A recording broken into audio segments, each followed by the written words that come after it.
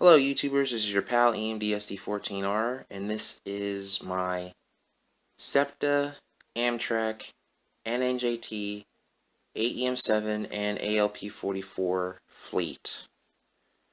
So the last time I did a video, I think it was about maybe 4 years ago, I want to say, and I haven't done one since, and I just got the notion to just dig them all out and just make a fleet video with all of them together and go into detail about each model and show you what they are.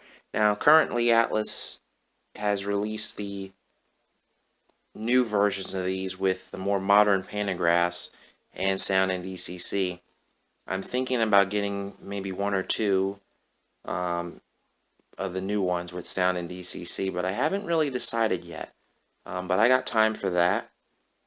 For right now, I'm happy with these. One of them does have DCC in it.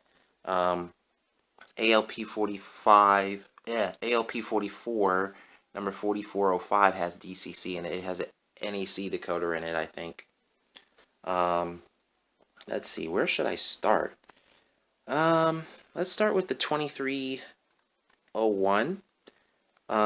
This was the, I think this was the first, yeah, this was the first Atlas AEM7 that I ever got. I got this, I think when I was 17 or 18 years old, maybe before that. I got this from, I believe, Nicholas Smith Trains in Broomall, PA. I know this one I got from Nicholas Smith Trains, the unnumbered one. That came with my SEPTA set, the push-pull Bombardier set that I got. So I have 2301, and then I have the unnumbered one. Better be careful with that.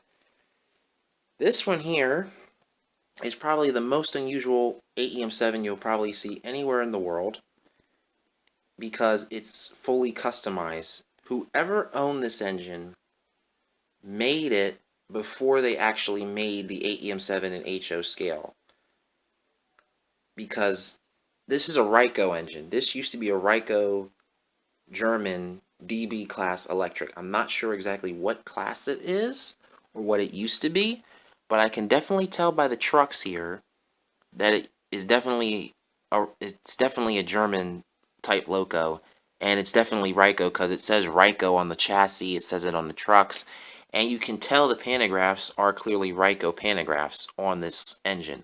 But they completely customize, like they custom made everything. Like the resistor box, all the details here are custom. The horns,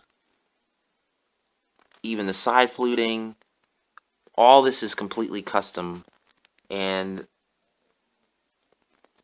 it's pretty close to what the Atlas ones look like. I mean, you really can't tell the difference too much unless I pointed out those features. But yeah, that's a one-of-a-kind engine right there. Oh, there's my cat right there. Moving on, this is my first Amtrak AEM7, number 921. Got this from a fellow YouTuber who lived in Florida, and he was selling it, and I bought it from him, and I've had it ever since. You guys probably have seen it in some videos of mine. I had it in a video towing my version of the Fast Mail, and then I had it towing the Acela set as well. So you've seen it in a couple of videos. If you haven't seen it already, look up those videos on my channel. And then my two NJT ALP44s, I got this one around the same time I got my first SEPTA AEM7. So I got these two around the same time. This is the unnumbered version, and it comes standard like that from the factory. They made numbered versions and unnumbered versions of both. And then this one is the numbered version. This is 4405. This came from Nicholas Smith Trains. I remember when I picked this up, it was on the top back shelf where they have some of the more unique locomotives for sale. And I remember, picking this out because anything that was NJT related and SEPTA related, I was just snatching up at the time. I remember when I picked this up, and it has a NEC decoder in it. I think it's programmed to the number, because when I try it on DCC mode, it will not move. The lights will stay on, so it's probably programmed to the road number. So I had to probably figure it out. Let me see if I can take the roof panel off here. Because usually there's like a little... Yeah, there we go. Yep, there's the decoder right there. I think that's an NEC decoder.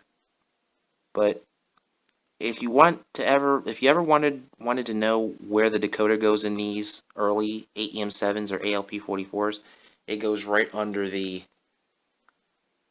resistor box on the locomotive, and that's where they go, pretty much.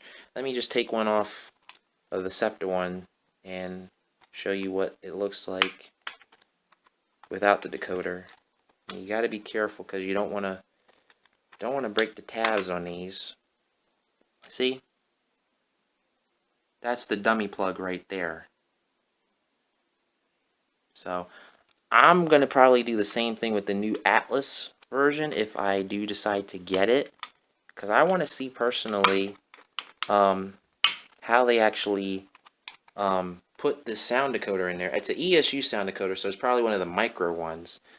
But I want to see if they, plug the decoder in here, and then the speakers, the speakers for it are somewhere in the frame. I'm really curious as to how they did that.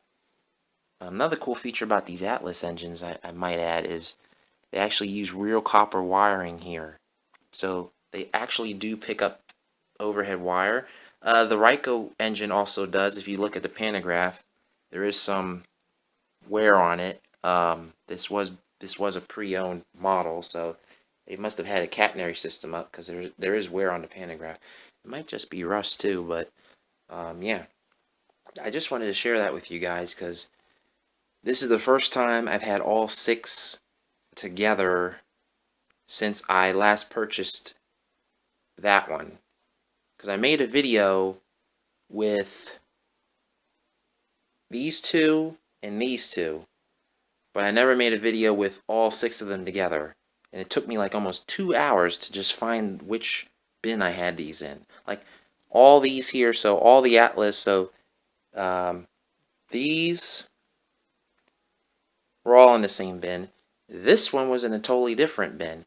And I thought it was in one bin, it wasn't in that one, and I thought it was in another bin, wasn't in that one. Finally, I just trusted my gut feeling, and it was in the 3rd or 4th bin that I looked in.